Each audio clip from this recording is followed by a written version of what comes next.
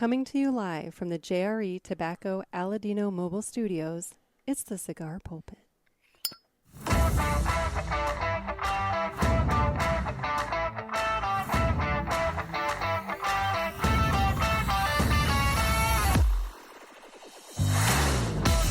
Hello, everybody, and welcome to another sermon from the Cigar Pulpit. I'm the Bishop of the Burn, Nick, and today we are continuing our week-long honoring of Heinrich Villiger, the man behind Villiger Cigars for the last 75 years. And, Mr. Villiger, he passed away on July 25th. And so today we are going to be joined by René Castañeda, the president of Villiger North America, and he will be reflecting upon Mr. Villiger and his interactions with him and giving us a little bit of insight into the man. So we'll go ahead and jump right into the interview now. And we are joined today by René Castañeda, the president of Villiger North America. How you doing, René? We're doing fine, my friend. We're trying to catch up with all the events within the company for the last few days, but overall, we're good. Yes. So let's just jump right into that. You are a multi-generation at this point, company, family-run company, and Mr. Heinrich Villiger, he passed away on Friday the 25th. It'll be a week ago when this episode comes out, and I'm sure it was speculating in the next few days because we are recording prior to that Friday. I'm assuming it's been an extraordinarily busy week. Yes, this is one of the last living legends of that generation. Like I was telling you, the last of the group of the old man Padron, the old man Oliva, Carlos Fuentes Sr. He was the last man of that generation, the people that in a way changed the cigar industry. And Mr. Villiger was running the company for the last 75 years. He took over in 1950, the control of the company. So, of course, with that amount of time, you will leave a good mark in the company and in the industry. And I'm sitting here, and it literally just hit me like a bus. I mean, like anybody watching on the YouTube might have just seen my face when it just dawned on me. So he was 95 when he passed on Friday. Yep. And he was running the company for 75 years. He took over at 20? Let me tell you exactly how that happened. He started working in the company when he was 20, 1950. Okay. And his father sent him to the U.S. to work in the tobacco fields in North Carolina and Virginia. Like, go and learn about this shit, and then you come back and you can work over here. Okay. So he sent him to the U.S. He was working in Virginia, North Carolina. Then he sent him to Nicaragua. Then it was a full training on tobacco, but I'm talking about tobacco fields, not the commercial part of it. Yeah. That was the reason that this man was so rich in knowledge with tobacco on the farms, and he was in love going to the farms because that was how he started. So for 5 years, he was pretty much here in the Americas, meaning U.S., Nicaragua, Dominican Republic, Brazil, learning about tobacco. 5 years later, he went back, and then he started working with his father. A couple of years later, his father retired. Like, listen, you're on your own now. Run this boat and do whatever you think is the right thing at that moment. At that moment, he took over, and listen, but how about this? Before I tell you more story, how about if we light up a cigar? I was just thinking. So what? You go first. What are you smoking? I decided because it's a special show. I went to my humidor, and I went to the last cigar that Mr. Villiger blended, that it was a cigar for his 90th birthday, and it's this celebration for 1990, and it's a Brazilian Puro. Let me see if I can put it over here. It's a Brazilian Puro, medium body, but it was all his. He worked it out. Wow. He worked it out at Villiger do Brasil. So I decided, for the show, let's do something different. And this is the way that they were presented at that time, little individual boxes. And they were retailing like for about this is $25 5 years ago when the good cigars were like starting at $7, $8. 25 So was it's a like lot a of money. $50 cigar now. Today, yeah, pretty much, because prices have changed so much. Like now, the norm, yeah, the cigar is $15. There you go. There you go. Well, you know, What do you have? What do you have? What are you So, smoking? so in the show that I did on Tuesday, I had the limited release number 51. So I figured today we'll go with the limited release number 49. Nice, Which, nice. which these, you know, you guys do these periodically, correct? Mm-hmm. You did 2 of them last year. They came out right around the same time. Yes, usually, the one that you have with the blue label and gold is made in Yes. our factory in the Dominican Republic. The one that you have in your hand is made at Villiger de Nicaragua. So we Okay. try to put one per factory a year. And if we find the right tobacco to make, a great cigar, maybe we put 2. But usually it's that one from each one of the factories. Yeah. And this is to showcase our blending capabilities. I think that we talk about it in one of the shows. So usually we make, I don't know, 4,000, 5,000 of those cigars. We put it out, and a year later, we'll put another round of these limited releases. So that also gives space to our master blenders to work on their tobacco and the small batches of tobacco that they think that they're great. This is also one of the reasons that we found that we could do the Villiger 1888 Gran Reserva, because by having these small batches of cigar, the master blender realized this is a great cigar, but they need aging in order to do it. And that was what we presented at the PCA, the Villiger 1888 Gran Reserva, which the tobacco is aged for 2 years, but then after the roll, the cigars are aged for at least a year before we put them in the market. So that Villiger 1888 Gran Reserva, for example, we finished rolling them on November 23, and we started selling them in April this year, because the PCA was actually in April, no? Man, time It was in flies. April, yeah. Yeah. Oh my gosh, no kidding. So, well, it's time for me to cut the cigar, and the official cutting is brought to you by 2guyscigars.com. That's the number 2guyscigars.com. 2 Guys have been around for 40 years, and they are the trusted name in the cigar industry. Everybody knows 2 Guys, but if you don't, please give them a try. You won't be sorry. Family owned and operated, 2guyscigars.com does the very best to provide a great selection, fair prices, and excellent customer service. So please go to 2guyscigars.com for your next cigar purchase. Tell them that the Cigar Pulpit sent you. And remember, that's the number 2guyscigars.com. And with that, I'm going to go ahead and cut the cigar. So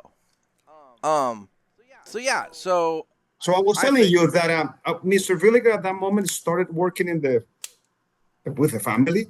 Yeah. He has a brother, Caspar Villiger, and a sister, Monica Villiger. I know it's a sign of the time, and I know it's also a kind of a regional thing. I'm loving the names. Heinrich and Casper, and I these are not names that you hear in 2025 in the United States, and it's like they just have so much character. Just even hearing them, they just have so much character. Yes. So anyway, so they were working together. Caspar Villiger decided that he wanted to go into politics, and he sold his share to Heinrich, and Caspar actually was very successful as a politician. He was 2 times prime minister, of the equivalent of a prime minister in Switzerland. And Monica, the sister, worked for a while, and then she retired. So I think, it was about, 1960 when he took, over the company. I think it was that. I was trying to see like that. Yeah, 1970 when he finally took control of the whole company. I'm talking about Heinrich Villiger. That now it was 100% under his control, because when he started, he was not actually running the whole company. He was running just Villiger Germany, and his brother was managing Villiger Switzerland. Then after the brother retires, he took over and managed the company. The main change there, we're talking about early 50s, 60s, that time between the 50s and the 70s, is the whole transformation of the company to become a global company under Mr. Heinrich Villiger. At that moment, the company was more like a regional company, a Swiss-German, company. and his goal was to, go global and have the brand all over the place. Part of the game was like in 1975, 1976, Villiger became the first cigar brand that sponsored a Formula One team. Because before that, or at around that time, it was all about cigarettes sponsoring the Formula One thing. So he was the first cigar, or he had the vision to put it to get all the exposure possible to make the brand global. And he was lucky enough that his team right there the year after won the Grand Prix in Austria. So that gave him all the exposure that he wanted to have. And like that, step by step, moving in the right direction, opening different markets. In 1989, he finalized a deal with Habanos Villiger to be the exclusive under a different company called Fifth Avenue, under the Villiger umbrella. That is the distributor of Habanos in the German-speaking countries. I'm talking about Germany, Austria, and Poland. And so in 1989, he established that company, Fifth Avenue, 50% partnership. Actually, it's not 50-50. It's 51 Habanos, 49% Villiger. That's the way that tends to go, yeah. And then by 1995, he put a distribution company for the Swiss market and the little, it's not a country, I think it's a principal, I think it's the name of that, Liechtenstein. That is one of these small, like Monaco. Think about Monaco. The people know more about Monaco and Andorra. Is one of these small countries. So on one side is Villiger with all the machine-made cigars, the Habanos division to service, in essence, Switzerland, Austria, Poland, Hungary, and Germany. And I think if my memory is good, is right before 1997, when he opened for the first time distribution for premium cigars, non-Cuban premium cigars in 1997. Another company called El Mundo del Tabaco, that the world of cigars. That's the reason that you see in our logos, the world of cigars, put it like in Germany, to distribute. So we were distributors of brands like Joya de Nicaragua, Rocky Patel, different brands. These all before Villiger went into the premium cigars. And just to give you an idea, let me get step backwards on this one. When it comes to the machine-made cigars, Villiger has one factory in Switzerland, 2 factories in Germany, and a factory in Indonesia. It's a massive operation when it comes to the machine-made cigars. And for the handmade cigars, we have the factory in Brazil, the factory in the Dominican Republic, and a factory in Nicaragua, which is the latest addition to the company. And like that, he was expanding and opening and reaching different markets in order to make the brand global. He always had the dream to have a factory in Nicaragua. He was able to do it because the factory opened right before COVID, right after COVID, 21. The construction was going on during COVID, and October 21, the factory started, operating, and we did the grand opening. Was just early 2023. So that's a very new factory. I know that Hank that has been there knows that it's a very beautiful factory that I told you many times we need to plan a trip to go and check it out because it's a very nice operation. My passport is now renewed and good for 10 years, unless I do something stupid. But it has been that. He might have, and this is my conversation with Mr. Villiger, some regrets, and like one of them, it was late comer to the premium cigars. He realized that the future of this business, I think that's one idea that I presented to you guys before. He realized that the future of tobacco business is premium cigars because the governments keep regulating cigarettes and little by little keep regulating small cigars, meaning the machine-made cigars. So, but he realized that he was reacting too late to get into the premium segment because it was just about early 2000s when finally Villiger moved and started making some of the premium cigars under the Villiger name. So that was like, a late comer to the US at the same time. It was also in the early 2000s when Mr. Villiger decided to start selling directly, because that time before only the exports and the machine made were available, and they were distributed by JC Newman at that time. So it took him some time, like, okay, we need to invest in the larger market in the world, which is the US, in order to have a stronger presence, not to be like the most powerful company in Europe, is to like really to have a global reach with the brands. And that it was that, listen, you have to be a visionary. You have to be an adventurous person. Like, let me risk this. Let me do this. Let me invest in that to see what we can do. At the same time, you're opening factories, everywhere to keep up with the production. Today, we sell over 1 billion cigars a year. So it's a massive operation to manage with like 2,500 employees globally. So it's a still family-owned business. Until Friday, he was the sole owner of the company. Now his family owns the company, and I think it's one of the few, if not the only, large company that is still family-owned company. So it's quite interesting, and I'm sure I'm leaving a lot of stuff on the side, because it's 75 years of history of one person moving and shaking, and giving shape to the industry. I was actually reading, because if it's big news in the cigar industry in Switzerland, this is like the most important news of the week. I bet.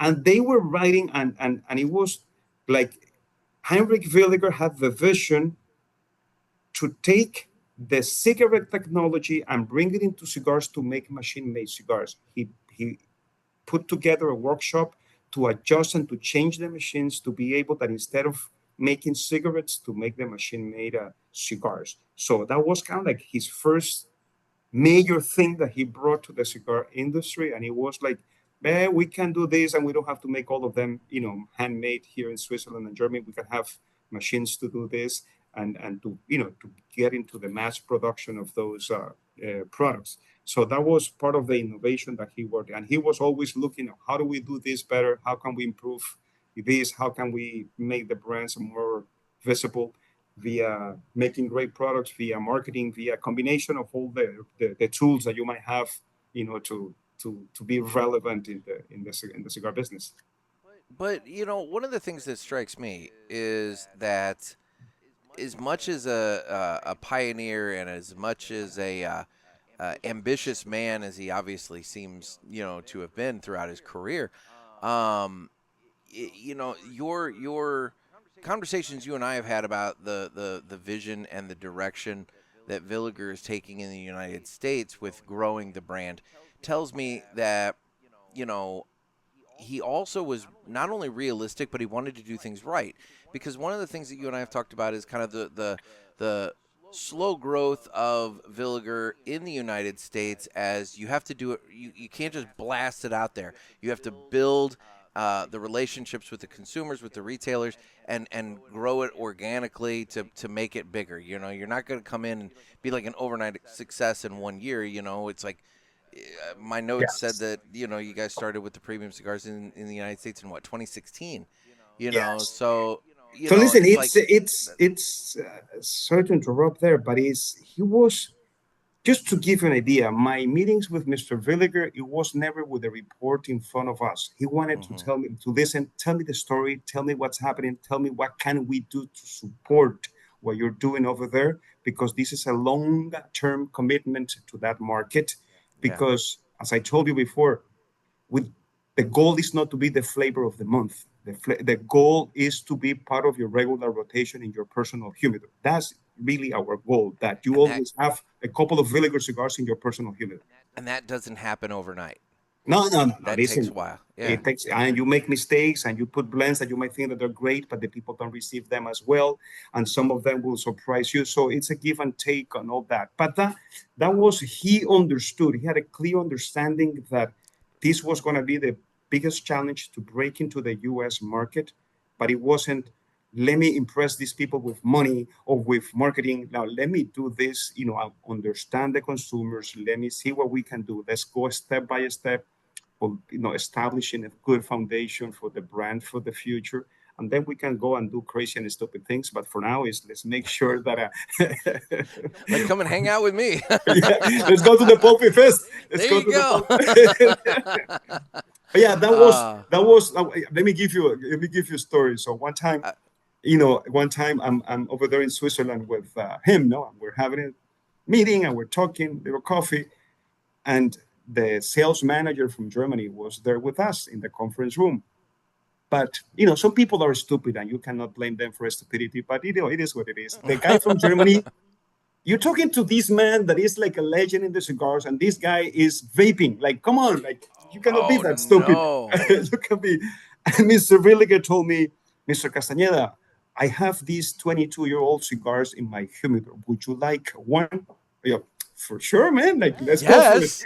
it. Let me grab my cigar. I mean, being Mr. Respectful guy, like, how about a cigar for Mr. So and so? And he looked at me like I'm from another planet. Like, do you think that I'm gonna waste a 20-year-old cigar on a guy that is vaping? Like, no. I like it. I like that. Yeah. Well, no, and kudos to you for being respectful to try and help out the other guy, but he dug his own grave with the vaping, So Come on, you're talking to a true cigar guy, and you're gonna be vaping. And not only yeah. that, he's your boss because I mean, it'd be one thing if there were Villiger brand vapes, but like if there's Yeah. not, pony up for the brand, man. That's But it was that the great part is that the conversations with him were always about cigars, what the people are smoking over there, how come the trend of Nicaraguan cigars in the US, how come 20 years ago everything was Dominican, 20 years later is Nicaragua. 20 years ago nobody gave a damn about cigars from Nicaragua, and now they're like on the top. What happened in between for that? So those were the conversations for him to understand, because in Europe it's different. People smoke Cubans and Cubans and Cubans, and once in a while a non-Cuban cigar. So it wasn't that complicated to understand what was happening there. Now things have changed because with the situation in Cuba and the high prices, the people are looking a little bit more closer to the non-Cuban cigars as an option. Because one thing is to smoke as your everyday cigar, a $15 cigar. Another thing is to smoke $100 cigar on an everyday basis. So you have to start looking for that. You were forced to look. So, the last few trips to Europe, I mean, before it was like, I don't know, 75% Cubans, 25% in any cigar store, 25% non-Cuban cigars, Nicaragua and Dominica. Now it's the other way around. Now you go and it's like about, 30% Cubans and 70% of the other one. Now you find the AJ Fernandez, the Plasencias, some of the brands that you see over here, you find that which were not common.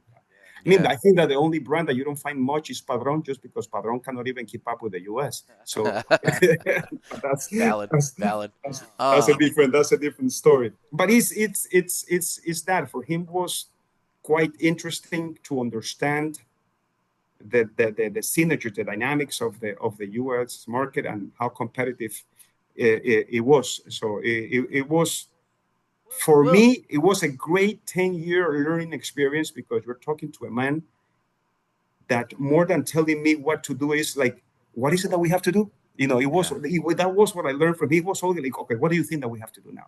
It's not like, René, you have to do this, or Mr. Castañeda, you have to do that. It was more like, okay, what do you think that would be the next step to do this? So this is a man with all the knowledge and the experience, and he was always asking questions. Interesting.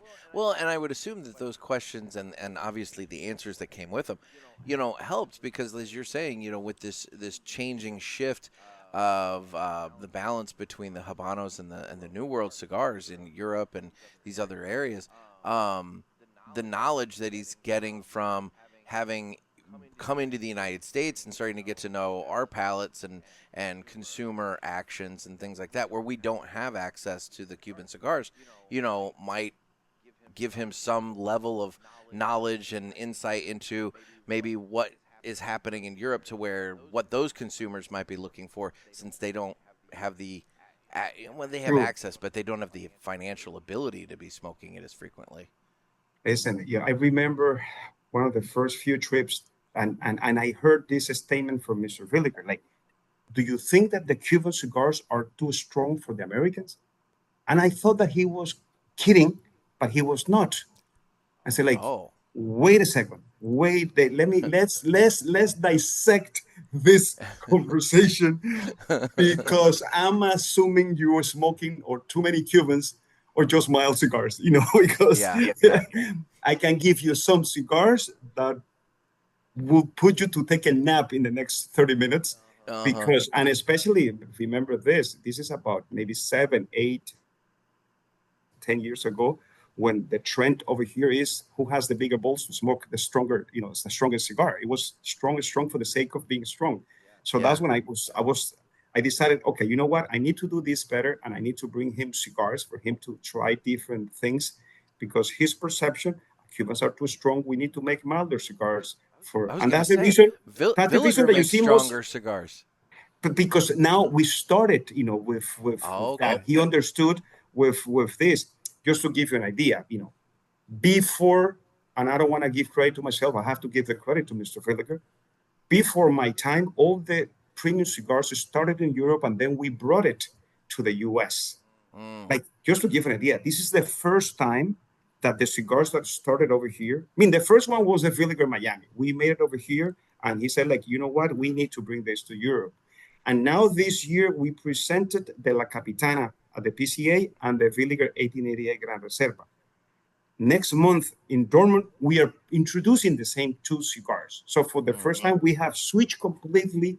That is what starts over here is what we want to bring to the market over there, because that way we're opening our own space within the European segment, and is to differentiate ourselves with interesting cigars that, if they're interesting for the U.S. palate, it will be interested, to present them to the Europeans that they were used to smoke Cubans, and Cubans are Cubans. That has to be exciting for you as the president of Villiger North America, though. That over just in your tenure with the company, you've seen that shift where things were coming to you, but now you are and your team are the ones that are working and putting projects together and introducing it to the European side. That Listen, has to be exciting. it is exciting, and it's exciting for our master blenders.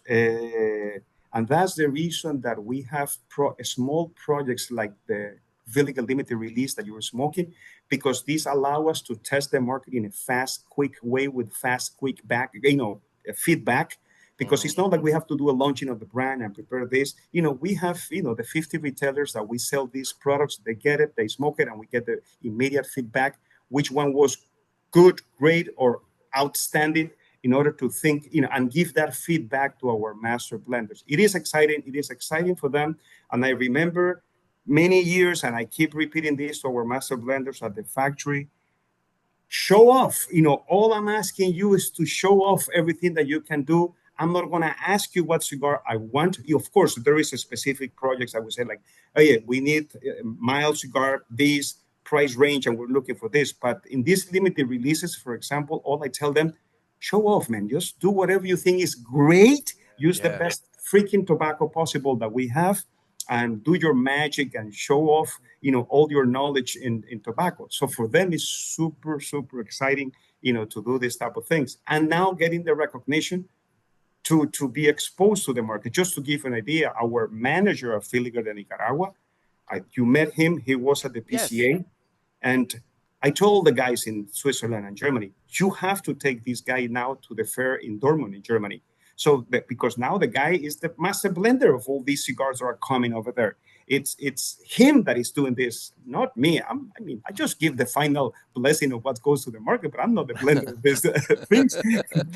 That's what I told the guys. Oh, René, you're blending great cigars. They said, no, I'm just giving okay to great cigars. I'm not blending them.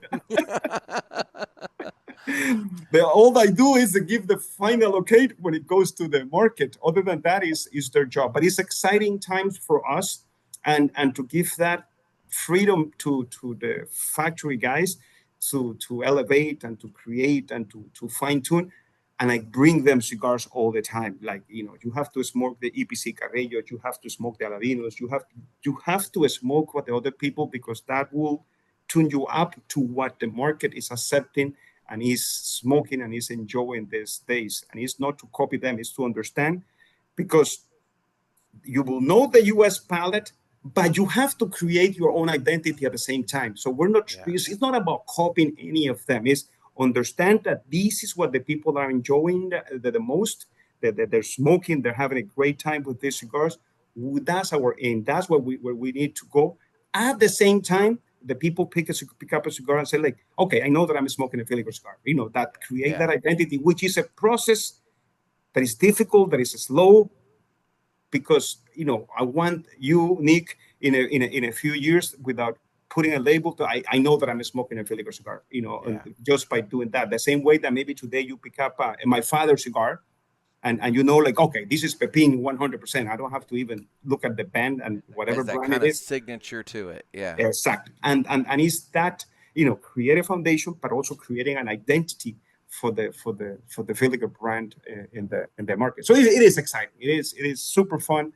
It is great. That's the reason that again, we need to go to the factory, and remember, we have a ticket to take to Puro Sabor, a cigar pulpit, for one of the persons attending the PulpitFest. Yes, and that's exciting. We've talked. I mean, and I'm so thankful that you're doing that again, because I know Hank had such a wonderful time going to the Puro Sabor festival earlier this year. I want to say last year, but no, it was this year. It was, and so I know that somebody is going to be very, very fortunate to walk away with that ticket this year. And listen, we have to talk to Hank and put a trip that we go together, the three of us, so that way you help us to work on the next projects that we're doing over there. So that would be. There we go. We could finally. I could revive my cigar pulpit cigar brand again. There you are. There you are.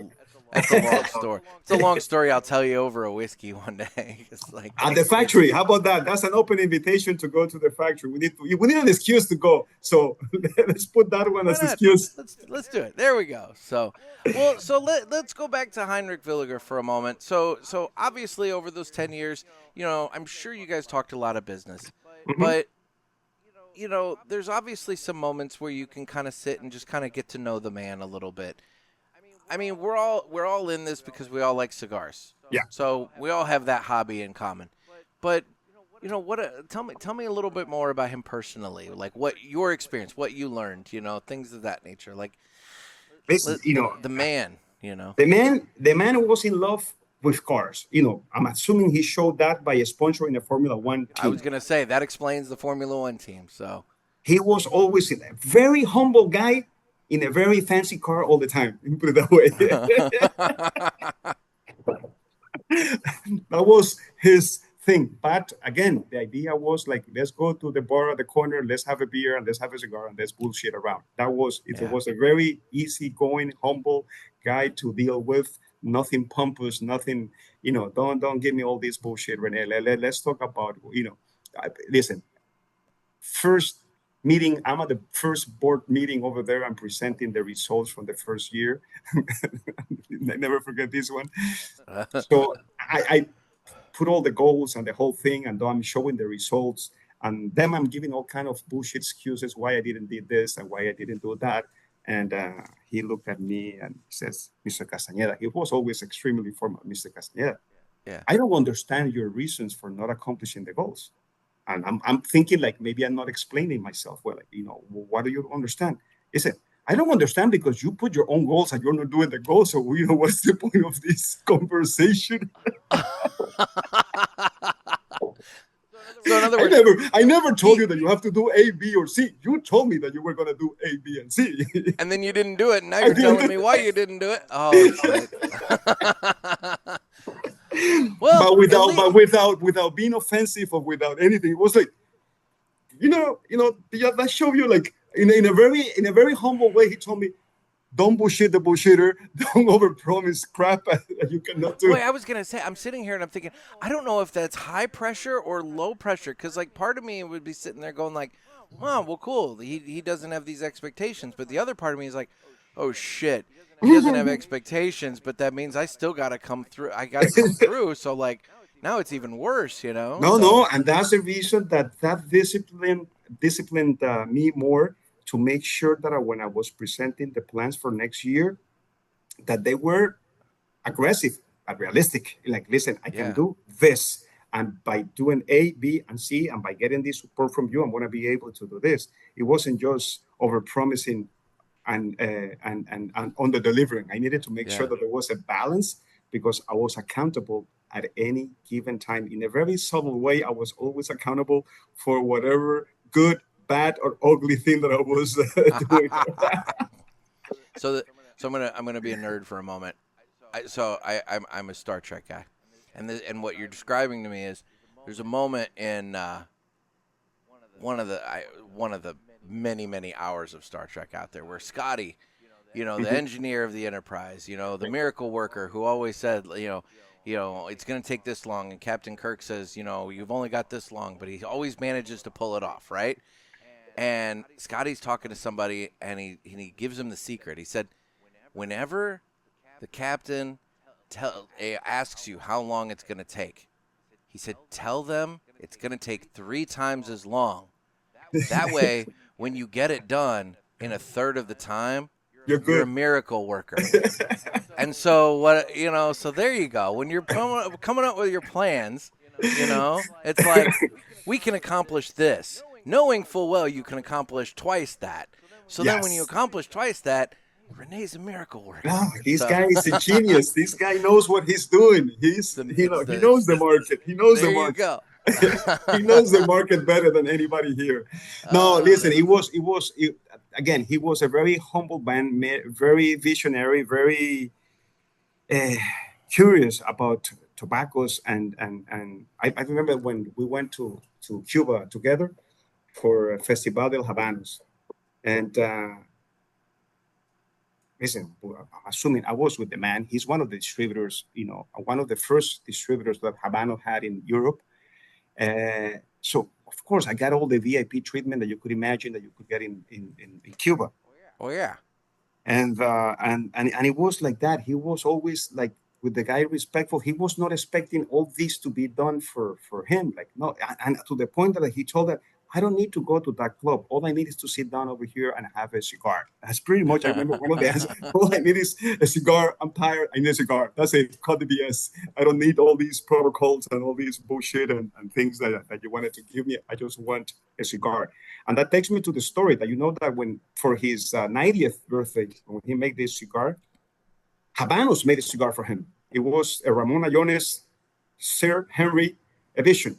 That I think, you know, as a person, he has been the only one that Habanos had made a celebration cigar for himself. Wow. So it was a Ramon Allones special edition, a 90 Sir Henry, in honor of him, you know, for being a good partner over the years with them. And again, a man with a great knowledge, a guy with a love of Brazilian tobacco. Mm-hmm. That was the part that I never understood so much. I like it, Brazilian tobacco, and I enjoyed these cigars, but he was like one level way high than me on loving Brazilian tobacco. He was in love with Brazilian tobacco. That was the reason that he wanted to have his first handmade factory was Brazil, and let's make it in Brazil. I understand that the Europeans, there is some, you know, liking or appealing about the Brazilian tobacco.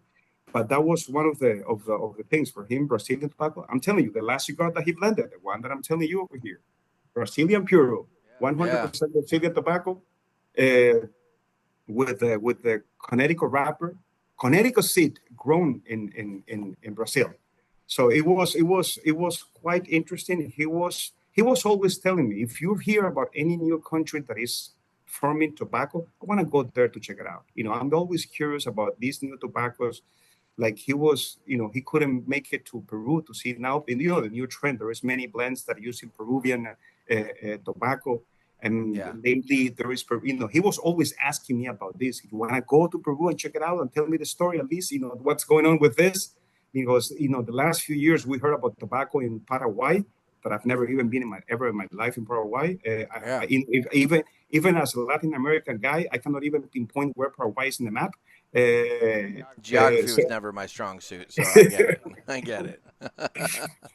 But again, a man I mean, he will be missed. It was a life well lived. He really It sure seems like it.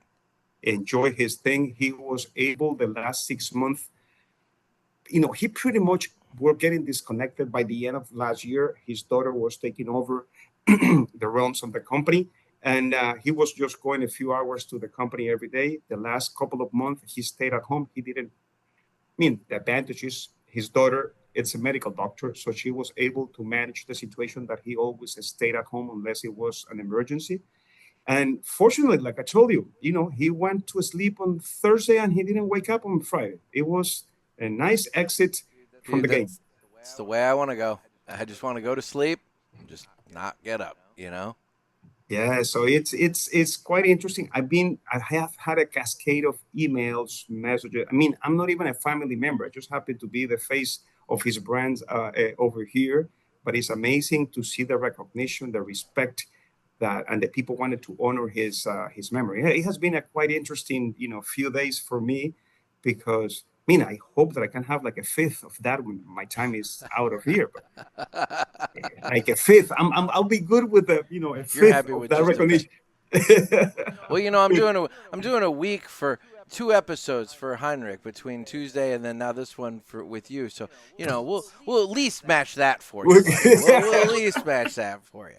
I'll go back and I'll find all these clips of you and me, and I'll be like, "This is when I made René feel awkward when I said this."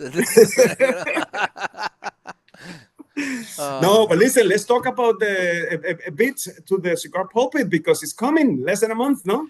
It is the PulpitFest. I did the math, and I will be wheels down in Jacksonville 22 days from today, which that's the Wednesday prior, and then the next day is the Thursday, and and then we're going right into PulpitFest, and it's going well. Thursday is the VIP dinner. It is the VIP dinner. Then Friday we welcome the guys. All day. Ken is opening up the shop early since, the VIPs are going to be in town anyway. So, why? So we will start promoting and selling from Friday, no? Oh yeah, man. Because normally Ken opens at the Ash and Ale. They open at noon, but we're opening at 10 a.m. on Friday. Since all the VIPs are already going to be in town, it's like, let's get the party started. So it is an all-day Friday, all-day Saturday, and then Sunday, technically on paper, it's happening. But if it goes anything like last year, Sunday's the day people roll in, say goodbye, and then they're traveling home. So Sunday's a super chill day. Yeah. Super chill day. No, it will be great. It's incredible that it's already a year ago when we did this, man. It's amazing. Last year was August too, no?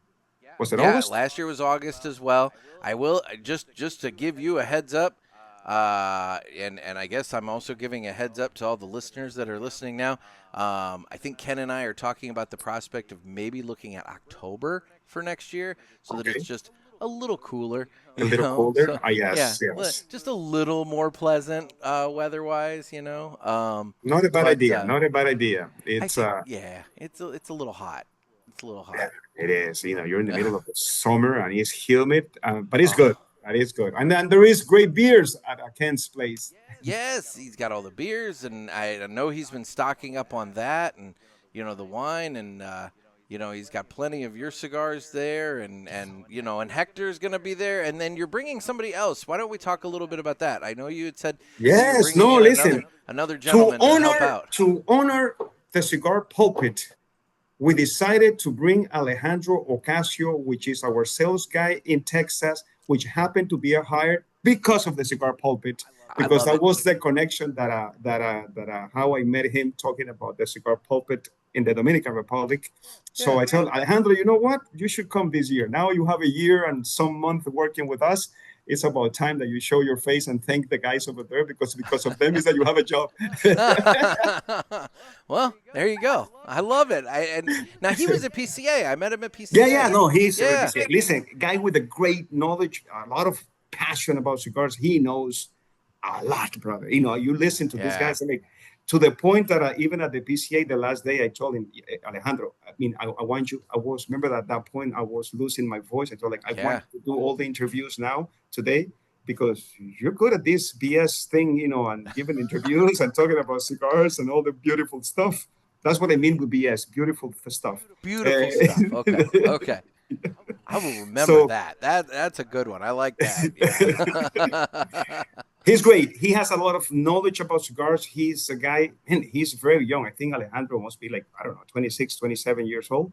Yeah. And but he knows a lot, and he is super passionate and super in love with cigars. So I think it will be fun to have him over there because you know he's a good addition to be there with us. You know, taking care of the Pulpit Fest.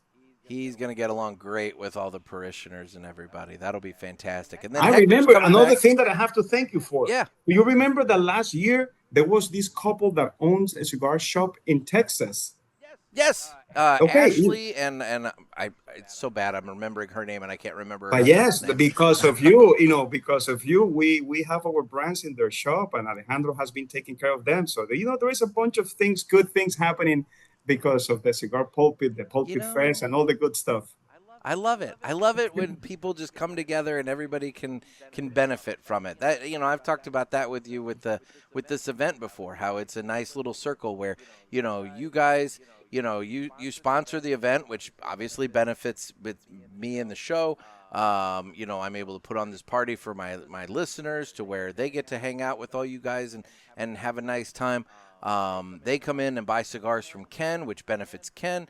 Ken buys cigars from you to sell to them, so that benefits you. So in this case, everybody wins, and that's the part I love. That's the whole idea. It cannot be just a one direction thing. It has to work both ways, and everybody has to be benefit, and everybody has to be happy. And we also have a good time, over that weekend over there, and we get to. What is it that we're doing this year besides the long ash thing? What else you have in mind to play around?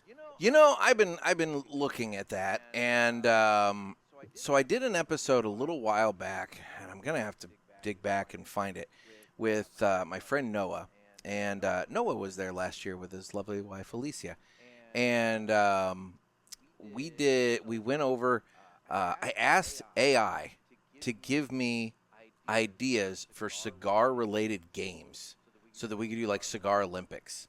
Okay. And I remember he and I we went through this list, and there were some really dumb suggestions. I mean, some of these were just like, okay, if this is what AI's spitting out, I don't have to worry about Terminator robots anytime soon because like this AI's stupid. But on the flip side, there were actually a few that were pretty interesting. So I'll be honest, I do need to go back and dig through that to see if there's any that we might want to try and partake. But, part of it is, and this, you and I have talked about it, part of it is I just enjoy, getting everybody together, hanging out, letting everybody meet one another, and just kind of sit and be chill with each other for a while. Because, that's the whole thing. This event, this is the 5th annual Pulpit Fest, actually. But when it started, it really was just hey, everybody, let's get together and have a cigar. I mean, that's all it was.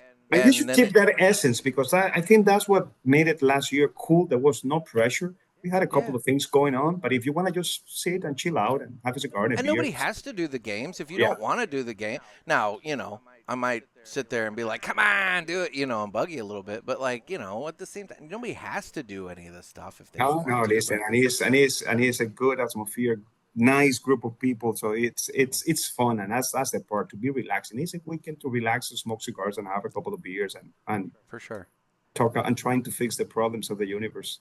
Or at least the cigar universe. I'm telling you, if we could just get everybody together and sit down and have some cigars, we could figure out all kinds of really, really good shit. Well, and part of that, to be honest, this year, I don't know if you're aware of this or not. I don't know if we've actually directly talked about it. I know. So we're adding a charitable aspect to the. Oh, nice. To this year. So part of the proceeds, because I'm selling tickets, but that's really just to kind of ensure that we don't have people claiming tickets and then not showing up. If people have a little money in the game, they're more likely to actually like come down take part. Yes, I agree. And so we're selling tickets, but like the general admission tickets are $35. You get 30 of it back in in-store credit from Ken's place. So it's really $5 plus the taxes and fees that the website, charges for the ticket thing, right? And then the VIPs are, I think, well, they're sold out, so it doesn't matter what they were. But anyway, the charitable aspect is next door to Ken's shop, the Ash and Ale. There's a place called Vincent's Clubhouse, and what it is it's a 501c3 that was organized and designed to offer education and support for autistic children and adults in the Flagler County, Florida area. And Vincent is the founder. Her name is Erica, is her son, who wanted to go to camp, but he couldn't go to camp because he was autistic, and they didn't, so she started up a summer camp for autistic kids. And they opened up their enrichment center in the European Village next door to Ken's place in November. I think it was September or November. I think they got the place in September or November of last year. And so they haven't even really been there a full year. But so we're making a donation to them from this event because, my son's autistic. And so it was kind of one of those things when, Ken and my dad and I were talking about this. Ken's like, well, there's this charity next door. And we're like, well, what is it? And he told us. And I'm like, well, that's perfect. That's great. Yeah, so they're super And excited. your dad is coming. And my dad is coming. My dad will be there. He and Ed Sullivan from the Cigar Authority, they've already staked out their chairs, and they're going to call it Curmudgeon's Corner, and they're just going to sit over there and just be curmudgeons and everything. But they're going to have a good time. But That's great. No, That's so great. the people can go and tour Vincent's Clubhouse, learn more about what they do over there. Hopefully, aside from spending liberally at Ken's store, maybe they consider making a donation to Vincent's Clubhouse and helping out the wonderful things that they're doing over there as well. And so, we're adding another level to that circle where everybody wins. I want to add in. And then Vincent's Clubhouse, the volunteers there are assembling the goodie bags for us, and they're going to be helping with registration. And they're opening up their facility not just for tours for people, but also, more graciously, it's another bathroom for us to use instead of just Ken's place. So now there's more restroom facilities as well. So it works out well for everybody, No, listen, it's a very nice addition to it. That I think that at the level that the event is growing, you needed that extra touch, for the event. So no, it's gonna be a good time. It's gonna be a really nice good time, and I've been looking forward to it for quite a while, and I know Ken and my dad are looking forward to it for no other reason than we don't have to have our bi-weekly conference calls all the time where it's always like, Ken sounds like he just woke up. My dad's prepared and ready. I did just wake up because they're both East Coast time and I'm Central time. And so it's like, but yeah, so no, it's going to be a wonderful time. And, and we talked about Alejandro. I'm excited to hang out with Hector again because, I'll be honest, last year he was a selling machine. I mean, you and he were just so busy. No, he's good at that. He's good at that, and he's so good at that. Listen, his background in hospitality comes across because he's very good at customer service and taking care of people and explaining cigars in a very basic way that is not so much. Let me give you the 20 lines of the cigars. Like, listen, it's good, it's nice, you smoke it, and you're going to have a good time. That's it. Next. But I got to talk with him some more at PCA, and it's like it was just I'm looking forward to more time with Hector as well. No, he's a great dude. I think he's actually on vacation this week. I think that's what I saw on my calendar this morning, that he was on vacation this week. Good for him.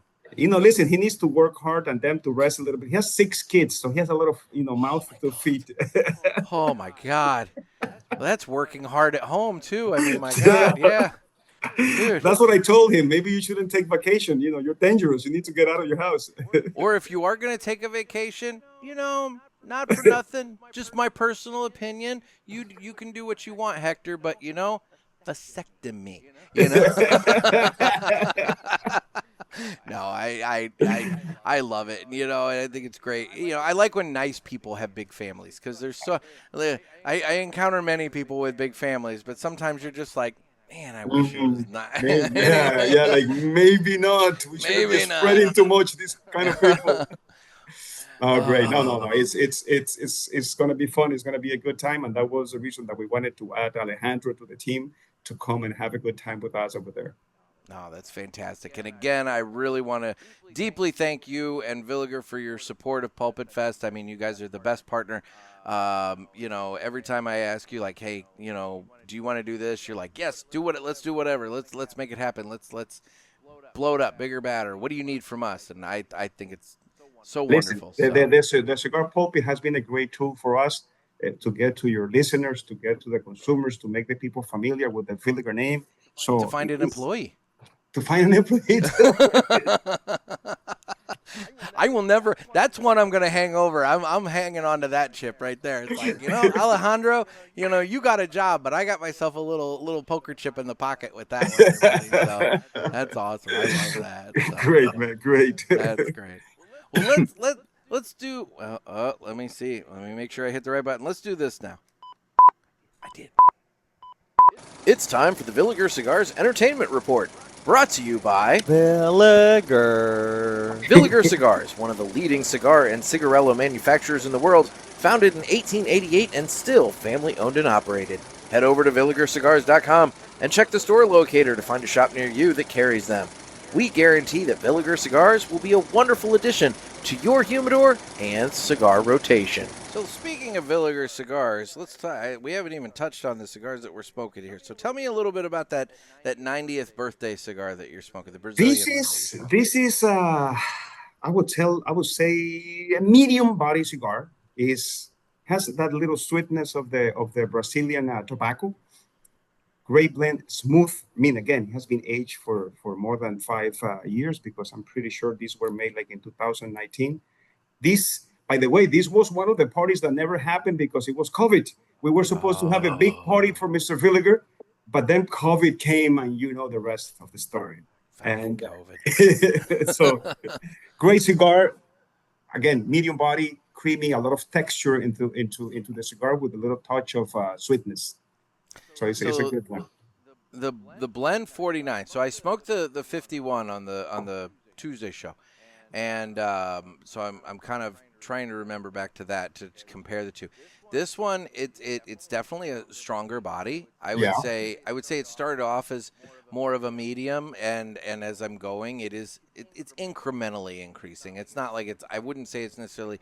I'm about halfway. I wouldn't say it's necessarily gotten to like heavy, but it's definitely increasing in its strength and body a little bit. Little pepper to the retrohale, but the smoking experience itself, like not blowing it through the nose, but the smoking experience itself, it is a very smooth, really well made. You know, very creamy is not the word. Smooth. I'll just stick with smooth. Cigar, and I would be thinking that it's a darker. It's going to have a lot more to it. It's maybe going to be more. And I'm not saying this in a negative way. I was expecting that it might be more than what it is, and it's been very pleasant with what it's presenting to me, and I'm really enjoying it a lot. I'm glad because that's the part. Listen, when we are working with the cigars, I'm not a big fan of a cigar that you smoke and you get an overdose of nicotine. We need to balance out the cigars to make sure that you enjoy them. The goal here is not to make you green or to not smoke a cigar for a week. We want to make sure that you enjoy it and you're ready for the next one. Which, by the way, give me a thought. I might think about bringing a couple of things that we don't sell that are more like collector's items to do a raffle to raise some money for the charity part. A couple of boxes of good stuff. Like, for example, we didn't sell in the U.S. the Year of the Snake. I might have a box of the Year of the Snake over there. I still have a couple of more boxes of these Brazilian cigar. So things like are unique that we don't sell, that we don't put in the stores, that we bring some boxes just for the fun of bringing some boxes for us. So that way we can have that element of raffle just to get more money for the charity part of it. I love it. I think that would be fantastic. And that's so nice of you. And I think this is a great opportunity for anybody attending to get some stuff that they can't. They you can't. know? It's Simple. like, They're not can't- available for sale. Yeah. But Yeah. listen about the entertainment part. Yes, you always bring some very interesting stuff to the table for this, and I'm curious as to what you're bringing. I was watching the other day. I think that I was traveling. I was in Guatemala last week, by the way. I was in Guatemala last week, Well, and that's when my entertaining way, in and of itself. yes, no, and that's it. That we can do a whole episode about Guatemala. But let me tell you, no, we did two nice events with our distributor in Guatemala over there, so it was a great time, and they put a very nice party over there, so it was a good time. But I was watching on the plane the what is it called, the amateur, the Rami Malek, I think is the name of the guy, the actor. Uh, Amazing, interesting, because this is not your typical Mission Impossible James Bond that the guy's killing 20 people in 5 minutes. No, Yeah. no, the guy is afraid of killing people, but he's killing people in a Well, very smart way. It's a different type of action movie. Highly recommended, because I put it in a way to sleep a little bit on the plane, but I didn't. I was like, what the fuck is going on over here? Yeah. that was an interesting one. And of course, when a few months ago, when the Pope passed away, I had to watch the conclave, to understand, which it was actually pretty interesting, Yeah. to No. watch that one. I there were a lot of people that watched that during that period of time. I know my parents at one point told me that they'd watched it during that. I mean, it's lot of political intrigue behind the scenes of the Oh of yes, the Pope, oh yes. They're telling you a lot without telling you much. It's Yeah. one of those things like, what? That's what happens there? Like, yeah, really?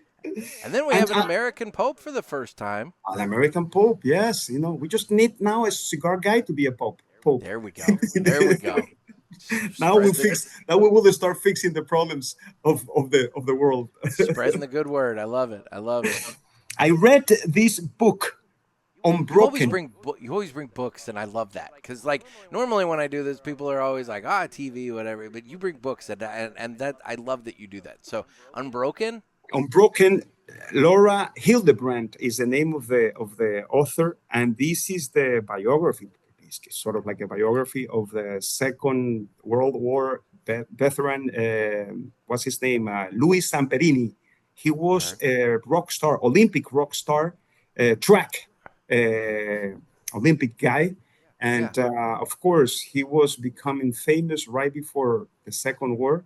And he was sent to the Pacific Theater. In one of the planes that he's there, he crashed into the Pacific. He is, how do you call this? Drifting for 47 days in a raft. And the poor guy, he made it to Japan. So he was like 2.5 years on a POW camp in 3 different POWs there. So if you want to hear a story about resilience, I think like this is on the top of the list of the things that I read. Like, this guy is amazing to survive all this crap because it was one bad thing. I mean, sometimes you think that cannot be real, that it can go this bad, and then it gets worse, and then it goes even worse than before. It's an amazing story, and it's a real story. So that's the reason that I think you can put this as a biography type of thing about the guy. So it was quite interesting, basically. And I needed to change a little bit because the last couple of books that I read were more about the Nazis and Germany and all these things happening in Europe, that I went, okay, let me look for some that happened on the other side of the war to see. And that was an amazing book. The other one is a completely different thing that I just finished because, this lady from France won the Nobel Prize of Literature, that she's from France. She's too deep, too psychological, too like, man, really? Like, even if you put this book in Spanish, I will have like 30% of this I won't even understand because it was deep psychological, very good, very intense. Yeah. But I think it's above my academic level of things. Like, whoa, let me go to a psychiatric to understand what's going on over here. But it wasn't intense. I did it just for the thing of discipline of reading novel literature winners, people that Yeah. has one, and this one was a French one last year. I was like, I have to read. I read 2 books from this lady, and the 2 of them, more than stories, are essays about things about life, which are quite interesting, but they're quite deep. Very cerebral. Yes, yes. Yeah.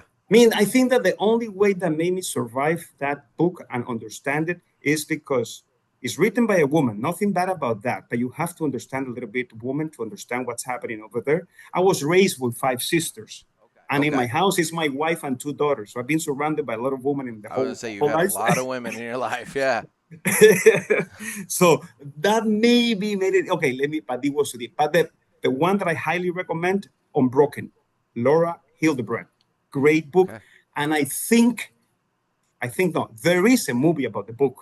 This is one of those things that has to be a movie about it. Yeah. That came out a couple of years ago. So highly recommend that one. And the movie, the Amateur. I don't even know how do you say in English. Amateur is a French word. How do you say the like the aficionado, the amateur, the amateur. Is that the pronunciation? I don't Man, know. today I'm mixing the Spanish with the French with the English. That's all right. So I talked How about about on the you? last. What have you seen watch lately? Well, I talked to the last show a little bit about my week with my son, and so there was a lot of cartoons, and in terms of books, it was Pete the Cat and his adventures, But personally, for myself, so we have I have it maybe 10 minutes, maybe slightly over 10 minutes, less than 15 minutes from my house. We have a drive-in theater. Okay. And it's this thing's been named the #1 drive-in in the country by USA Today for the last 2 years in a row, and it's fantastic. You drive up, pay your admission. It's $13 for a double feature. You go in, you park your car. They got the big screen. They got 2 screens, 2 big screens, so they're showing 4 movies in a night. I bring my lawn chair. I bring my radio. They have each screen is set to a little localized FM frequency, so the audio from the movie comes through the radio. And so I'll set up my lawn chair. I have my radio. You bring your own drinks, your snacks. They have a snack bar. You can do that if you want to, but you can also bring whatever. But the beauty of it for me, Renee, is they don't care one bit if I'm smoking a cigar. So Oh I can sit man, out there. love it. I can sit out there on a wonderful summer evening, smoking my cigars, having my beverage and my snack if I want it, and I'm just watching a new movie, and it's $13 for a double feature. And So nobody's looking at you like you're from a different planet. the only thing they care is if you're smoking weed. They specifically have on the screen that they don't tolerate marijuana, but cigars. Which is a good thing because lately it's the other way around. I know, and also, well, exactly, but I'm sure there's a liability thing because you're driving out of there. So, Yeah. but no, so it's great, and yeah. Now look, if it's a really busy one to where cars are parked right next to each other, I'm not gonna fire up a cigar at that moment because Out of there's somebody respect. right downwind from me, precisely out of respect. But I went last night, and so it's a Monday night, man. I mean, there's maybe 10 of us total in this expansive parking, lot. And so the double feature was the new Fantastic Four movie, followed by Lilo and Stitch. And so I went and I watched some superhero stuff, and that was fun. And actually I had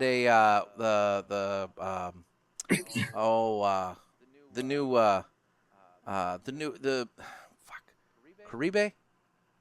Yes, Caribe. Yes. Cuellar Caribe. I had that last night while watching the Fantastic Four. And, Listen, I forgot one thing that I've been doing the last month. It finished on Sunday. The Tour de France, the cycling competition, just finished on Sunday. And I call back to my theory. You can only win this by doping. There is no freaking way, on a natural way, that you can do what these guys do in 21 days, racing all over France, mountains, rain, and these. It's amazing as a physical thing. But the more I watch them over the years, the more I understand Lance Armstrong. Like the only way to win this crap is by doping. Well, and he was, he had one. I'm gonna Leave it there. Leave it there. out of respect, I'm gonna go ahead and stop that train of thought because like, I don't want to get into his deficiencies. No, but if you wanna, But for summer, the month of July, it's every year the Tour de France, and if you really wanna get into it, go to Netflix and watch a couple of, because they now do the documentary like they do for everything in Netflix. Yeah. And that way you get a little bit more understanding what's really going on over there, and the money now in the teams, because one team it's sponsored by the Emirates Arabs, United. It's a lot of money now, a lot of things happening over there, and but it's a great event. It's a great event. And the beauty of it is, this thing is like early morning in Europe. Every day, by the end of the day, I was putting my summary, like my 30 minutes. Okay, this is what happened today. It was quite entertaining, and I love that Tour de France. That's awesome. I know Ed Sullivan was watching that because he and I were talking back and forth one day, and he goes, "All right, I'm going to go watch the Tour de France." I'm like, "Okay," but going back to the drive-in, and an earlier conversation about Mr. Villiger. So one of the movies that I saw there this summer that I was really entertained by, and I've actually seen it twice there because it was the headline movie that I specifically went to go see one time, and then it was the secondary movie after another one that I went to see. So I said, "Screw it, I liked it. I'm going to stick around and watch the rest of it." Was F1. Okay, nice. With Brad Pitt. And, yes. I'll admit, so my dad is real big into IndyCar.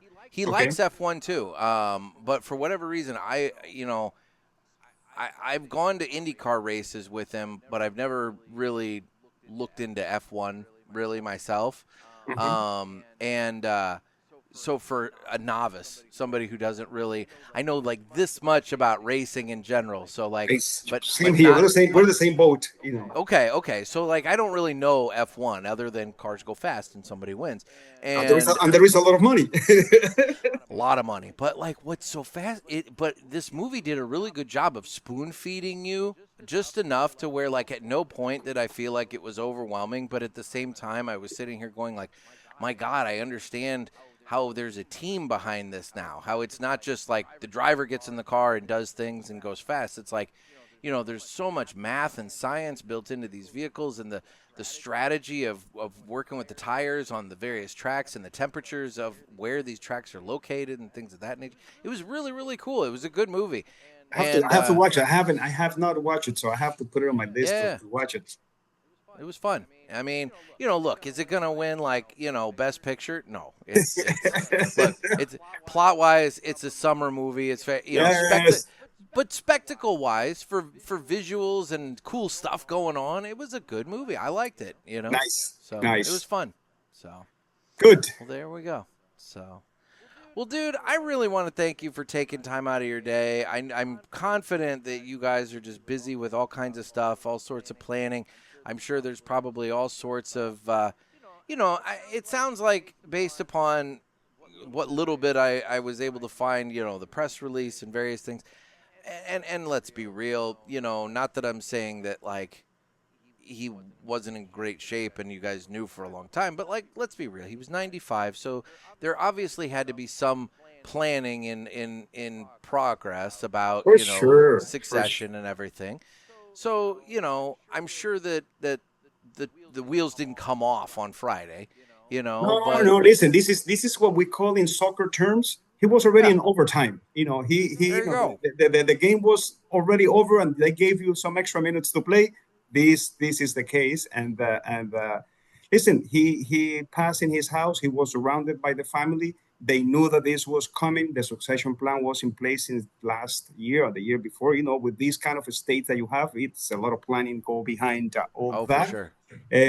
But the family, of course, was expecting this. It's not a sudden death or any of like that. It was like, it was something expected, sad but expected.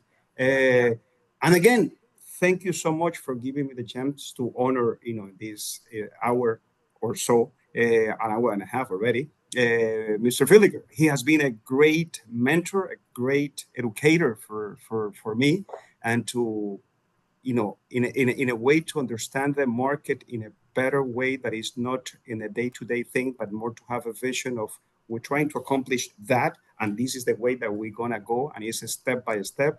And Don't try to be the flavor of the month because that doesn't last. Just make sure that you gain the respect to the people for the product that we're putting into the market. So it has been a great experience to be working the last 10 years with him. That's awesome. I love it. So, well, René, you did a wonderful job honoring him today, and I thank you so much for taking time out. And I look forward to our next chat, buddy. Thank you, brother. We'll be in touch. Bye-bye. Thank you. Much. Thank you. And I really want to thank René for taking time out of his day to sit and chat with us and tell us a little bit about Mr. Villiger. Our thoughts and prayers at the Cigar Pulpit are sent out to the entire Villiger family, be that the actual Villiger family or the many men and women who work for Villiger Company. So, moving on now, let's go ahead and do this. It's time to fly high with Blackbird Cigars. Blackbird Cigars offers you remarkable quality using the most delicate and finest tobacco to always ensure that you're receiving unsurpassed cigars. Blackbird Cigars strives to give you undoubted repeating flavor for every cigar you smoke and impressive quality so that you can always expect greatness. Check out their website for a full list of stores carrying Blackbird Cigars and give them a test flight. Blackbird Cigars can't clip our wings. All right. And so today we're going to be discussing Julio Diaz, the man who shared a meal with his mugger. Julio Diaz was a 31-year-old social worker in the Bronx, New York, who had a routine. Every night after work, he got off the subway one stop early so he could eat at his favorite diner. One evening, as he stepped off the train, a teenager approached him with a knife and demanded his wallet. Julio handed it over, but as the teen turned to leave, he called out, "Hey, you forgot something. If you're going to be robbing people all night, you might as well be warm. Take my coat." Stunned, the mugger paused. Julio then added, "If you really want something to eat, come join me at the diner. I was just going there anyway." Amazingly, the teen accepted. They sat down and talked. Julio asked about his life, his family, and why he was doing this. The teen said he had no job and felt he had no other option. The staff at the diner, who knew Julio well, watched in amazement as he bought dinner for the person who had just tried to rob him. At the end of the meal, Julio said, "I guess you'll need my wallet to pay," and he handed it over, but the teen gave it back along with the knife. Mr. Diaz responded to violence with compassion, disarming someone not through force but with kindness. Instead of escalating a dangerous situation, he chose to see the humanity in someone who felt invisible, and in that moment, they may have changed both of their lives. So, be like Julio Diaz and Blackbird Cigars, and don't let anybody clip your wings. All right, so in terms of the socials, I am available on Instagram at The Cigar Pulpit. I'm available on Facebook, where we have the Pulpit Parishioners group. Get in on the fun there. It's a closed group, but you can request to join. Get in on the fun. It'll be a good time. Twitter/X. If you want to watch this, I am on Rumble, YouTube, and Spotify video for those Spotify listeners. And finally, don't forget to call into the hotline and leave your questions and comments for the Ask the Pulpit episodes. You can give the Ask the Pulpit hotline a call at area code 863-874-0000. That's area code 863-874-0000. Otherwise, guys, this has been a look back at the life and times of Mr. Villiger. Again, all of our condolences go out to the Villiger family, and hopefully you guys learned a little something about a man who was a big deal in the cigar industry, perhaps only dipping his toe in the waters here in the United States, but for the rest of the world, Mr. Villiger was a big, a larger than life figure. So anyway, we wish him well. So. All right, well, guys, this has been another sermon from the Cigar Pulpit. I'm Nick. Everybody, stay safe and stay smoky.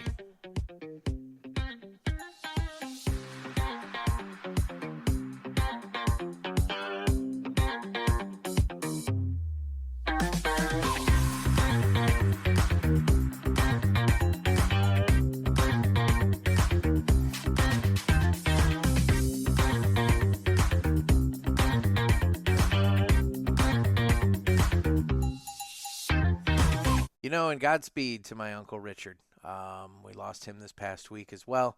And all I want to say about that is he was a good man, and fuck cancer.